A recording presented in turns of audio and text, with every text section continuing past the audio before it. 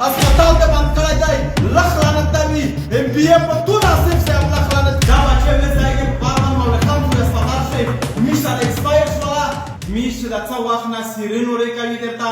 و میش د عرض کوي د ام پی اے نه د میش د غله ډي ایچ او نه چې د میش هسپتال بند شوی دی نن د میش سره د ریسکیو والا موجود دي په دغه دوی شته دی زه په ریسکیو څه وخت د مون سره دا وړي کړي کې بچون دا بچې مې ځای کې باران مولوي خان ټول هسپتال شي میش سره ایکسپایر شوله د میش سره هیڅ طریقه نه وه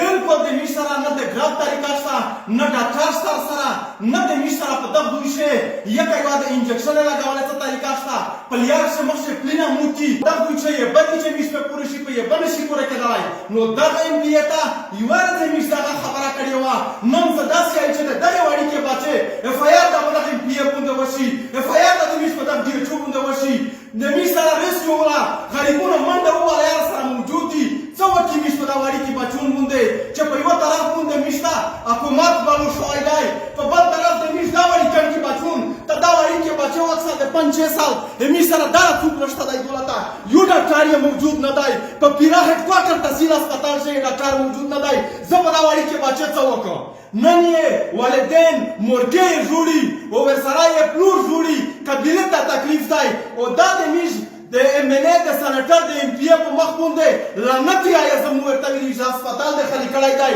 په دغه هسپتال چې میش ته اړیکې بچې ایکسپایر شوله ډي ایچ او صاحب توفیق شرعي صاحب زه څه وکړم دا اړیکې بچوم پارز هم درته ویل دوسته خبره هم درته کړې وه چې د میش مجبوري دو په دغه علاقه کې سهولت نشته هېڅ فیسیلیټي نشته دغه هسپتال د خالي کړی دی یو تو د بچون په دغه سر مړه شي لکه دا اړیکې بچون چې میش ته نن رمړېږي دا اړیکې بچې ته وکړه دغه شرم حیا وکړه هسپتال ته بند کړی دی لخ لعنت ته وي ام پی اے په تو ناصف صاحب لخ لعنت وي چې د هسپتال نشو کولی کولی د اډیاله مختار تنوس یې اډیاله پرېږده وزیرستان پوښتنه وکړه دغه اړیکې بچونو پوښتنه وکړه انشاءالله چې په څه ریجکشن د نن زه کوم در بیایو دا د ډي ایچ او هسپتال دفتر درڅخه بند کوم دا چې تنوس یې د مو د دغه اړیکې بچونو تو سره فکر نشته